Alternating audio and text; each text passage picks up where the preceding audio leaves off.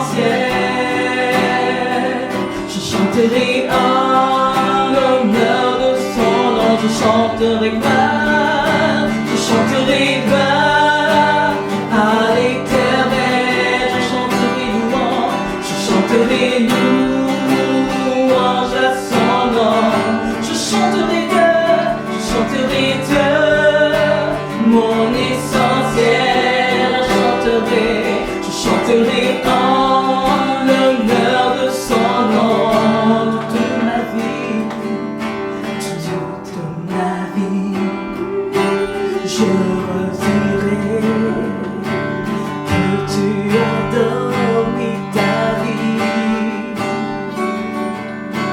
toute ma vie, je redirai que tu as payé le prix de ma vie, toute ma vie, je redirai que je ne vis que pour lui, je chanterai gloire à l'Éternel, je chanterai louange à son nom, je chanterai de mon essentiel, je chanterai en l'honneur de son nom toute ma vie, je redirai que tu as donné ta vie, toute ma vie, je redirai que tu as payé le prix, toute ma vie, je redirai que je ne vis que pour lui.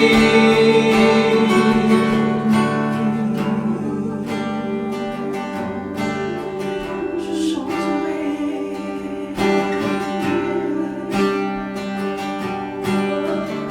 je chanterai,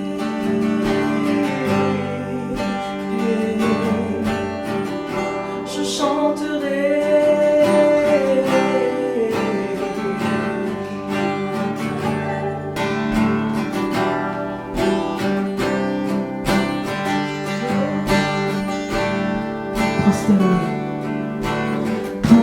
Prosterné à tes pieds, je viens, Jésus, devant toi, adorer, magnifier celui qui s'est sacrifié, quittant ton Père pour la terre, tu as laissé ta gloire, et au calvaire tu t'es offert, tu es le roi de gloire, pour qui tu es, je lève ton saint nom, pour qui tu es, je veux te donner la gloire, pour qui tu es,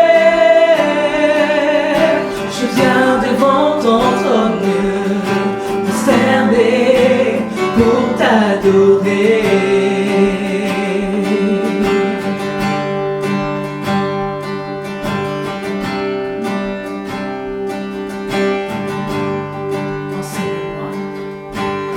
Enseigne-moi te louer, non pas pour ce que tu fais.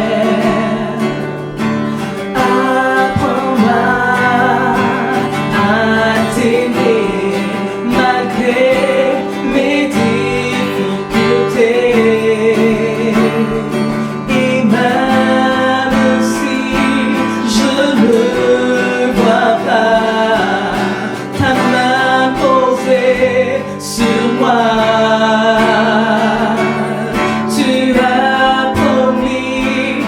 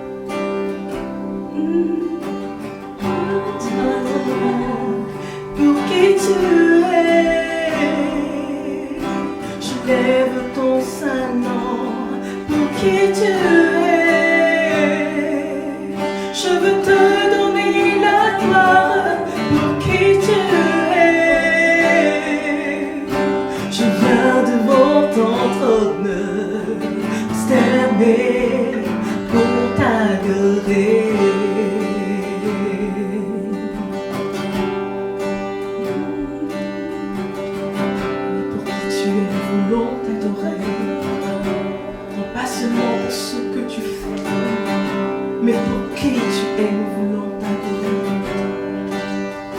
Tu es grand, tu es bon, tu es puissant, tu es extraordinaire. Tu règnes au-dessus de toutes choses. Tu es unique en ton champion. Oui. Tu mérites toute l'adoration. Toute l'adoration de tes enfants. Oui, Père, nous vivons pour t'adorer. Nous vivons pour être ces adorateurs qui t'adorent en esprit et en vérité. Que l'adoration soit pour nous un style, que nous soyons ces adorateurs que tu désires.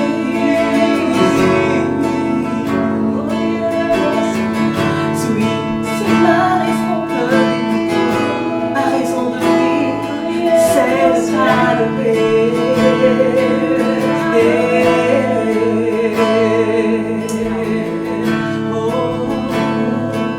Sois adoré, sois élevé.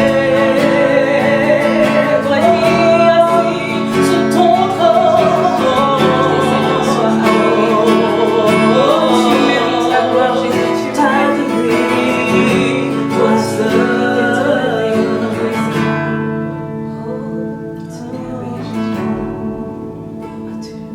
Quand je regarde ta sainteté et quand je contemple ta beauté, les choses qui m'entourent ne valent plus rien pour moi. Je découvre la joie de chanter, je découvre la joie de chanter, de déposer ma vie à tes pieds. Il n'y a que toi qui importe pour moi. Je t'adorerai,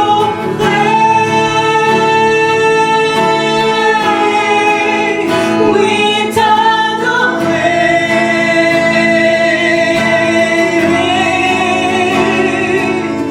ma raison de vivre, c'est de t'adorer. Je vais t'adorer,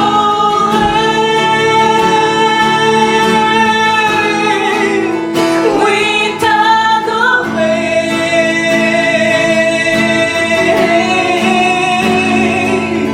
ma raison de vivre, c'est de t'adorer.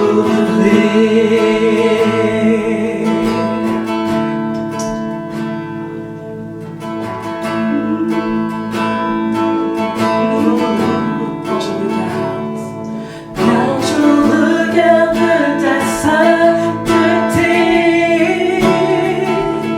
et quand je contemple ta beauté, les choses qui m'entourent ne valent plus rien pour moi.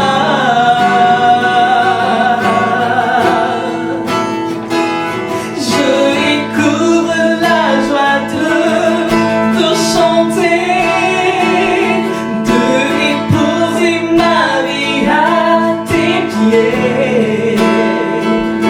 Il n'y a que toi qui importe pour moi. Je veux t'adorer,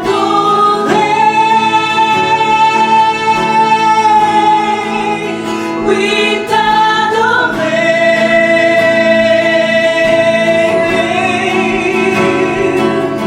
ma raison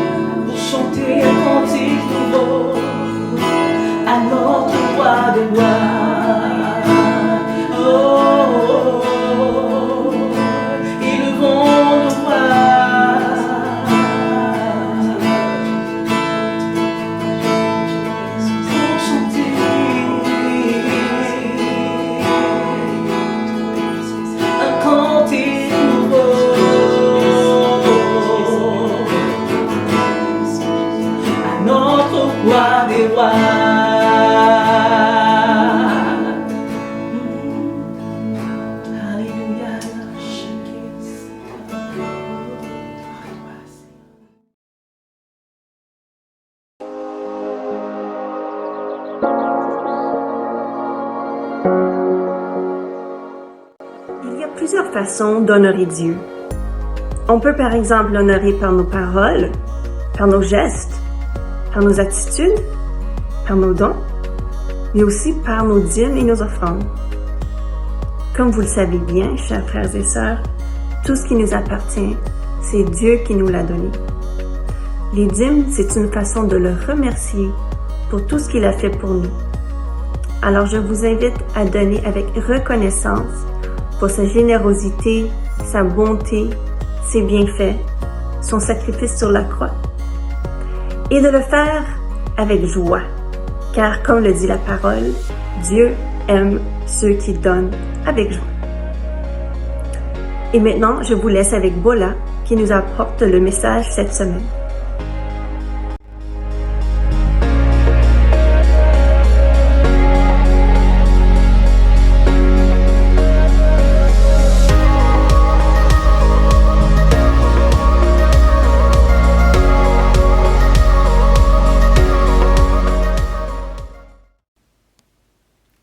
Bonjour chère Église, j'espère que vous portez bien. Ce matin, nous allons parler d'un verset qui est souvent revenu pendant nos études bibliques, celui qui dit que tout concourt au bien de ceux qui aiment Dieu. Et j'aimerais commencer par un témoignage, mais avant, prions. Père, nous te confions ce moment. Viens et glorifie ton nom. Seigneur, tu connais les besoins de nos cœurs. Viens, parle-nous, édifie-nous, enseigne-nous, dans le nom de Jésus. Amen. Donc, comme je le disais, je vais commencer par un témoignage. Il y a quelques semaines, je me suis levée le matin et j'avais un plan pour ma journée. Ça faisait plusieurs jours que j'avais déjà pris des congés parce que j'avais mal au dos. Et cette journée-là, je me suis dit, je veux travailler toute ma journée, finir ma journée au bureau parce que je n'ai plus de congés à gaspiller. Et le matin, avant de commencer à travailler, j'ai parti la lessive et je suis allée travailler. À midi, je descends pour sécher ma lessive et je me rends compte que la machine s'est bloquée et qu'il y avait encore de l'eau et que la lessive n'était pas finie. Donc, je fais tout pour essayer de faire fonctionner la machine. La machine ne fonctionne pas. Je remonte et j'appelle un réparateur et ils me disent que juste pour venir, ça allait me coûter au moins 250 $. Donc, je dis, OK, je vais vous rappeler, je raccroche et je dis, est-ce que ça vaut la peine une machine que j'ai déjà utilisée pour plusieurs années de dépenser 250 pour réparer? Peut-être qu'il vaut mieux en acheter un neuf, mais je savais que j'allais continuer d'essayer de faire fonctionner la machine. Je pensais à ça quand j'ai eu une livraison, je suis sortie pour prendre ma livraison et qu'est-ce que je vois? J'ai une roue qui est percée. Et la roue était positionnée de façon à ce que je la vois. C'était du côté où je pouvais voir la roue qui était percée. Donc, là, mon problème a changé.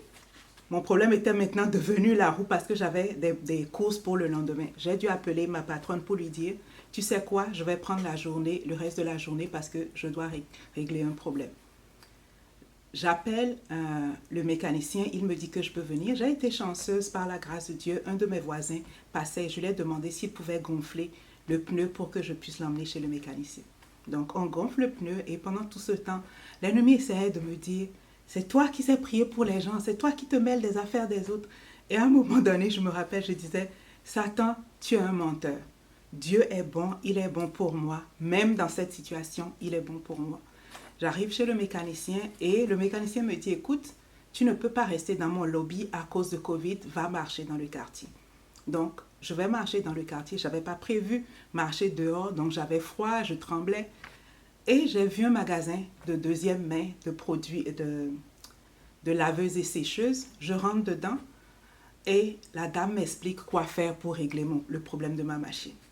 Je retourne chez le mécanicien me dit que 11 $, le problème est réglé. De payer 11 $, qu'il a déjà réglé le problème. Je paye 11 $, je rentre chez moi.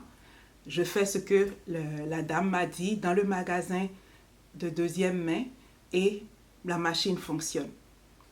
Et là, tout d'un coup, je me suis rendu compte que Dieu a utilisé le pneu qui était percé pour m'emmener trouver la solution à mon problème.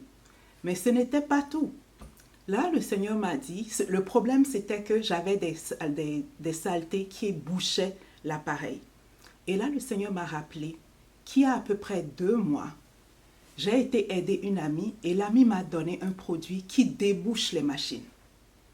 Et à chaque fois que je descendais pour faire la lessive, le Seigneur me disait, utilise le produit. Et je ne faisais pas attention. Donc, bien que Dieu m'ait prévenu, il a donné le produit gratuit pour nettoyer la machine. Je ne l'ai pas écouté. Il m'a demandé plusieurs fois d'écouter. Je ne faisais pas attention. Et même à ça, quand le problème est arrivé, il a trouvé le moyen de me conduire mes pas pour que j'aille vers la solution. Et après avoir vidé la machine, j'ai pu utiliser ce produit-là. J'ai fait 2 tours et aujourd'hui, ma machine fonctionne comme si de rien n'était. Et comme je vous le dis, le Seigneur a utilisé cette situation pour commencer à me parler. Et il m'a dit que, en effet, tout concourt à notre bien. Et ça peut être difficile. Ce n'est pas le genre de parole que tu peux dire à quelqu'un qui est en souffrance et qui est en douleur pour un décès ou quoi que ce soit. Ça ne s'applique pas. Mais tout ce que je veux nous dire, bien-aimés, c'est qu'en effet, même si Dieu n'est pas la source d'une situation, Dieu peut intervenir. Comme il a fait dans mon cas, si je l'avais écouté, le problème ne serait pas arrivé. Dieu voulait me préparer pour que ça n'arrive pas. Mais même quand c'est arrivé, Dieu a intervenu pour aider. Et quand je regarde Dieu intervenir pour des petites choses, comme m'aider pour la laveuse, qu'est-ce qu'il en est de toutes les autres grandes choses? Vous allez peut-être dire, mais voilà, à plus de 40 ans, tu es célibataire. Est-ce que ça, c'est pas plus important que Dieu s'occupe de ça, qu'il ne s'occupe de ta laveuse? Je le sais que mon Dieu s'occupe de ça aussi. Et je sais que pour tout un chacun de nous, nous avons expérimenté ce genre de situation où c'est comme si Dieu s'occupait des petites choses alors qu'on attendait qu'il s'occupe des grandes. Dieu est au contrôle, bien-aimés. Accrochons-nous. Même dans les plans qui sont ratés, même si nous faisons des erreurs, comme dans mon cas où j'ai fait une erreur, Dieu est capable d'intervenir. Même si c'est l'erreur des autres, Dieu est incapable d'intervenir pour restaurer la situation. Au milieu du pire, notre Dieu est capable d'agir et de faire ce qui est bon pour nous. Bien-aimés, ce que nous avons de plus important en tant que chrétiens, c'est notre foi. C'est l'éternité avec Dieu. Et ça, rien ne va le changer. Tout le reste s'ajoute à cela. La Bible nous dit que les pensées de Dieu ne sont pas nos pensées. Que ses voies sont au-dessus de nos voies. Autant les cieux sont élevés au-dessus de nous, autant les pensées de Dieu sont au-dessus de nos pensées. Et nous pouvons faire confiance à Dieu. Et j'aimerais qu'on aille voir un exemple très parlant. C'est celui de Joseph. Vous connaissez tous l'histoire de Joseph, ce jeune homme qui a fait un rêve. Il a partagé avec sa famille et ses frères sont devenus très jaloux. L'histoire de Joseph part de Genèse 37 à Genèse 45. Et quand on regarde en détail l'histoire de Joseph, la première des choses dont on se rend compte, c'est que ses frères le haïssaient parce qu'il était cher au cœur de leur papa. La Bible nous dit aussi qu'un jour, le papa de Joseph l'a envoyé voir ce qui se passe dans les champs avec ses frères. Et Joseph est parti de la maison. Mais il y a des petits détails auxquels on ne fait pas attention quand on lit ces passages-là. Et cette fois-ci, ce détail-là m'a frappé. Et j'aimerais lire Genèse 37, le verset 15 à 17. Un homme le rencontra, Joseph. Un homme rencontra Joseph, comme il errait dans les champs, et le questionna en disant, « Que cherches-tu » Joseph répondit, « Je cherche mes frères. Dis-moi, je t'en prie, où ils font prêtre leur troupeau. » Et l'homme dit, « Ils sont partis d'ici, car je les ai entendus dire, allons à Dothan. » Joseph alla après ses frères et les trouva à Dothan. Ça veut dire quoi? Ça veut dire que Joseph aurait pu ne jamais rencontrer ce monsieur-là, tourner en rond et rentrer à la maison et il n'aurait jamais été en Égypte. Tout au moins pas cette journée-là. Mais, dans les plans divins, aussi bizarre que cela puisse sembler, Joseph a rencontré ce monsieur qui a pu lui dire où est-ce que ses frères étaient. Et la Bible nous dit que quand ses frères l'ont vu venir de loin, ils ont comploté pour le tuer. Deuxième aspect où Dieu a intervenu. Le plan, ce n'était pas de l'envoyer en Égypte. Le plan, c'était de le tuer. C'est ce que ses frères voulaient lui faire. Et un des frères, le Seigneur l'a utilisé pour dire, mais non, ne faisons pas ça. Jetons-le dans le puits. Et même dans le puits, la Bible nous dit que ce puits-là, il n'y avait pas de l'eau dedans. Il aurait pu mourir dans ce puits s'il s'était noyé. Mais Dieu a permis qu'il n'y ait pas d'eau dans ce puits. Et la Bible dit qu'après l'avoir jeté dans le puits, ses frères se sont mis à manger. Et voilà des marchands qui passent à côté. Pourquoi c'est en ce moment-là que des marchands vont passer? On sait que c'était dans des temps anciens où les gens ne voyageaient pas n'importe comment. Donc, ce n'était pas prévu. Les chances pour qu'ils rencontrent des marchands à cette place-là, excusez ma voix, les chances pour qu'ils rencontrent des marchands à cet endroit n'étaient pas garanties. Mais Dieu a permis qu'ils rencontrent des marchands, mais des marchands qui vont en Égypte. Parce que la destinée que Dieu avait pour Joseph était en Égypte. Et pour Joseph, imaginez dans sa tête tout ce qui est en train de se passer. Il est vendu esclave. Il voyage à pied pendant des jours. L'enfant chéri de son papa. L'enfant qui avait vu un rêve de Dieu. L'enfant qui avait fait plusieurs rêves et qui savait que Dieu avait un plan pour sa vie. Du jour au lendemain, vendu, il ne comprend rien. Ses frères l'ont vendu. Il marche dans le désert jusqu'à arriver en Égypte, où il est vendu comme du bétail.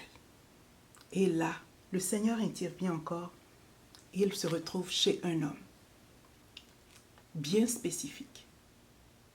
Et dans cet endroit, la Bible nous dit que Dieu lui a fait grâce. Et il y a une chose qui m'a aussi marquée, je l'ai ratée, c'est que sur le chemin de sa destinée, son sauveur est arrivé trop tard. Son frère Ruben, qui pensait venir le sauver derrière les autres, il est arrivé trop tard. Dieu n'a pas fait d'erreur, Dieu était derrière tout ça. Dieu avait besoin que Joseph arrive au lieu où il devait être positionné pour sa destinée. Et on vient de montrer comment est-ce que Joseph a été trahi. Il a été rejeté, il était dans la douleur, il a perdu son privilège, il a perdu son statut. Et pour certains, peut-être qu'il aurait perdu son identité.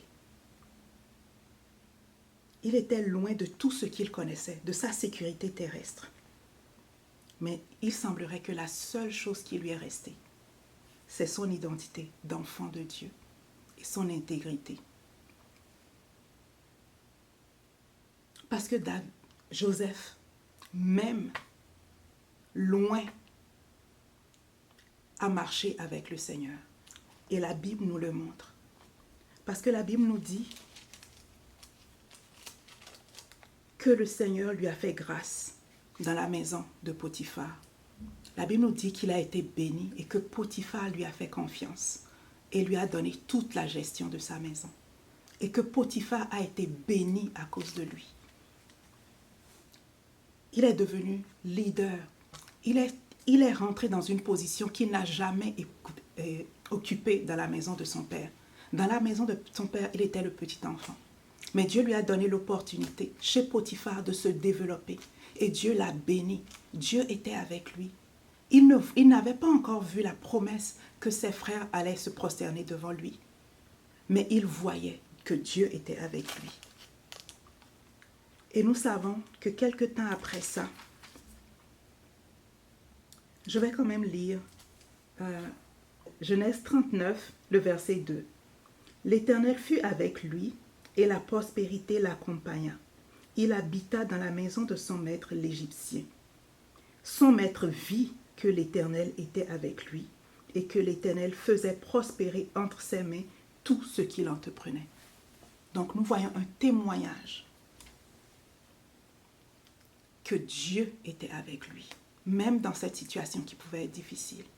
Même quand du jour au lendemain, il s'est retrouvé, perdu son identité, devenu esclave à la merci des autres. Dieu était avec lui. Mais ça ne s'est pas arrêté là. Il n'était pas encore positionné à l'endroit final où il devait rencontrer celui qui allait changer sa destinée. Et le Seigneur a permis encore que quelque chose arrive, quelque chose qui va tester l'intégrité de Joseph. La femme de Potiphar qui essaye de lui faire des avances. Et la Bible nous dit que Joseph a fui. Il n'a même pas fui en essayant de se sauver ou de se protéger. Il n'a pas fui en essayant, il n'est pas retourné chercher sa tunique. Il a laissé sa tunique tellement il avait peur du péché, tellement il haïssait le péché, parce qu'il aimait Dieu, parce qu'il avait une relation avec Dieu. Il n'a pas pensé, mais Dieu n'a pas délivré, pourquoi est-ce que je dois l'honorer? Si je couche avec elle, j'aurai plus de faveur. Non, il a été intègre avec Dieu, même dans ces circonstances. Et ce qui m'a marqué, si on revient au fait que Joseph est parti de chez lui et s'est retrouvé dans un endroit où il n'y avait personne autour de lui qui pouvait lui parler de Dieu. À l'âge de 17 ans, tout ce qu'il connaissait de Dieu, c'était ce qu'il avait reçu de son père et la relation que lui-même avait commencé à développer avec Dieu. Et nous voyons pourtant, seul dans un pays étranger, un pays païen, que Joseph a pu garder son intégrité et sa relation avec Dieu. Bien-aimés, je regarde aujourd'hui à nous, chrétiens, qui peut-être à cause de Covid ne nous voyons plus. Quelle est ta relation avec le Seigneur en ces circonstances?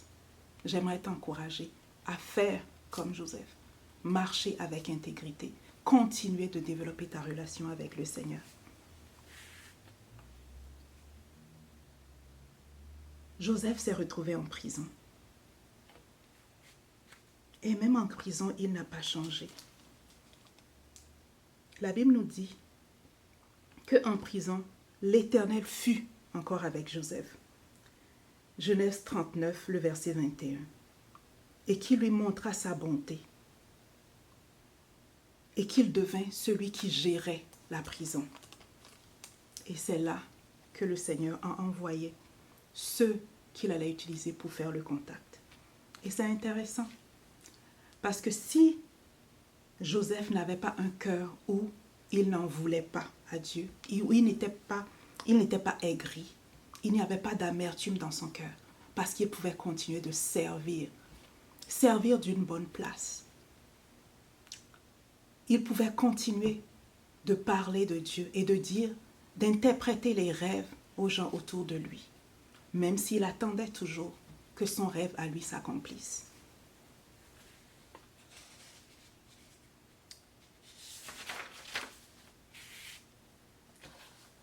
Joseph a fait preuve de foi, d'amour pour Dieu, d'obéissance avec Dieu, d'une relation profonde avec Dieu.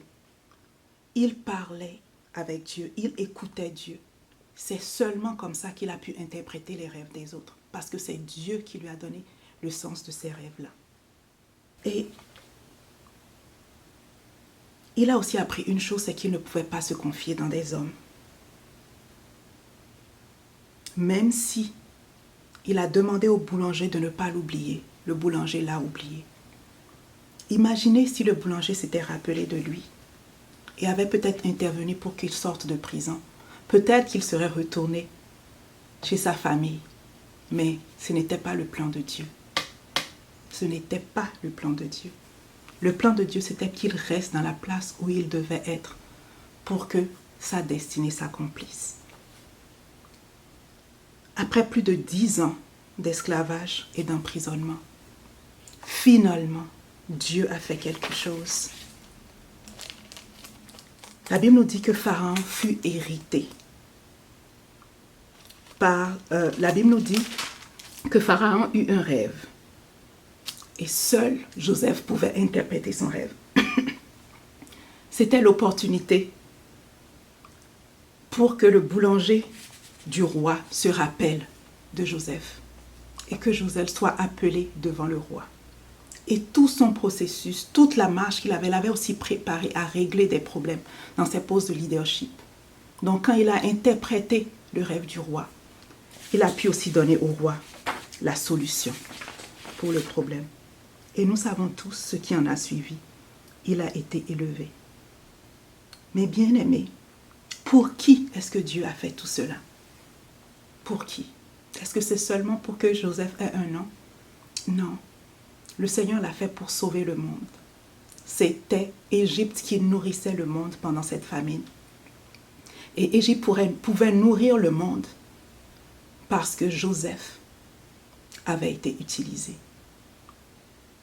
Bien-aimés, ce qui arrive dans nos vies, les chemins que Dieu nous fait suivre sont plus que pour nous. C'est aussi pour les autres autour de nous. C'est aussi pour le monde. C'est aussi pour les nations. Comme Dieu pouvait dire à Abraham que les nations de la terre seront bénies en lui. Joseph était un exemple par lequel Dieu le démontrait déjà. Et si vous vous rappelez bien dans la Bible, Dieu avait dit à Abraham que ses enfants se retrouveraient en Égypte. Donc ce n'était pas un hasard. Dieu était derrière tout ça. Dieu a fait cela pour assurer la préservation d'Israël. Et Joseph pouvait dire à ses frères, « Maintenant, ne vous affligez pas et ne soyez pas fâchés de m'avoir vendu pour être conduit ici, car c'est pour vous sauver la vie que Dieu m'a envoyé devant vous. »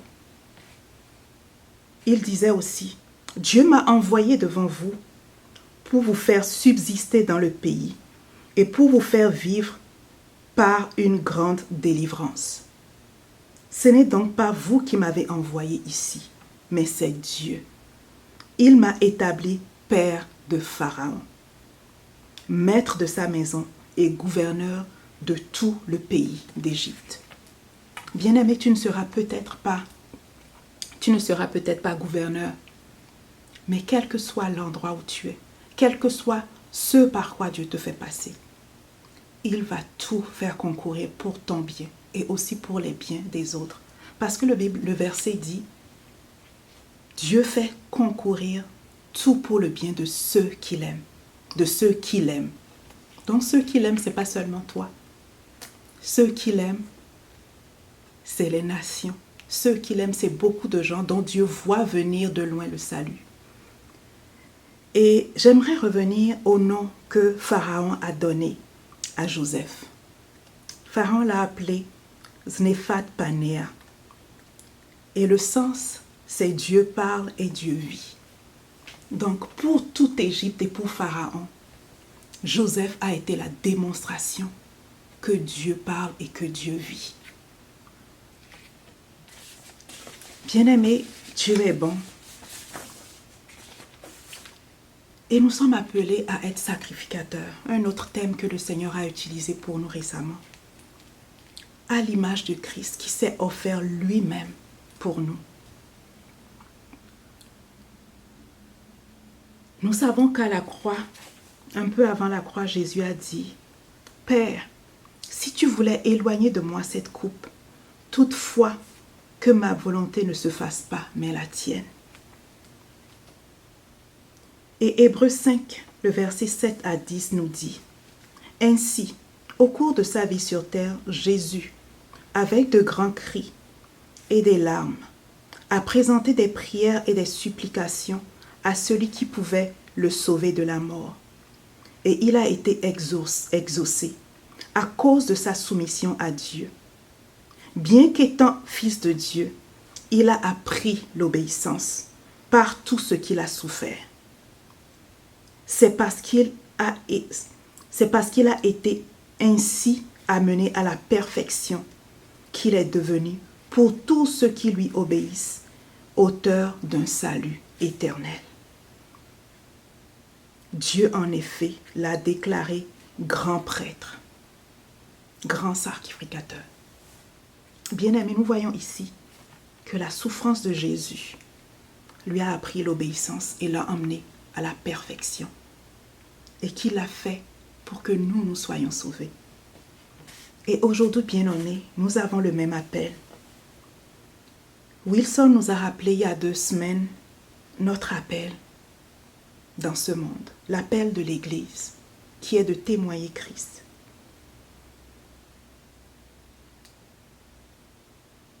La Bible nous dit, je vous recommande donc, frères et sœurs, à cause de cette immense bonté de Dieu, à lui offrir votre corps comme un sacrifice vivant, saint et qui plaise à Dieu. Cela sera de votre part un culte raisonnable. Bien-aimés, si nous nous offrons à Dieu comme un sacrifice vivant, nous-mêmes, nos vies, nous allons pouvoir être dans ce monde, cette Église. Nous allons pouvoir être dans ce monde, cette Église qui est essentielle, selon ce que Dieu veut. Dieu m'a interpellée à pouvoir une fois encore lui faire confiance et lui soumettre ma vie. Et il m'a rappelé la parole de Marie dans Luc 1, verset 38. Je suis la servante du Seigneur, qu'il me soit fait selon ta parole. Bien-aimé, est-ce que ce matin tu veux encore dire au Seigneur, je suis ton serviteur, je suis ta servante, qu'il me soit fait selon ta volonté. Je m'abandonne en tes mains, convaincu que toute chose concourt à mon bien, au bien de l'Église et au bien de tous ceux qui t'aiment. Soyez bénis au nom de Jésus. Amen. Bien-aimé, peut-être que c'est la première fois que tu entends parler de ce Dieu qui prend contrôle de tous les petits détails de nos vies et qui le fait parce qu'il nous aime et qui le fait pour nous élever et qui le fait pour bénir les gens autour de nous. Et tu te dis comment est-ce qu'il peut devenir mon Dieu, ce Dieu qui vit et ce Dieu qui parle. C'est ce qu'il veut. Il veut devenir ton Dieu, il veut devenir ton Père. Et il a donné Jésus, et Jésus est mort à la croix pour que tu sois réconcilié avec lui. Donc si cette parole t'a touché et que tu veux lui donner ta vie, fais cette simple prière avec moi. Jésus, je t'accepte comme mon Seigneur et Sauveur. Je reconnais que tu as donné ta vie afin que je sois réconcilié avec le Père. Je te demande de me pardonner mon péché. Je te demande de m'accepter dans ta maison. Dans le nom de Jésus. Amen.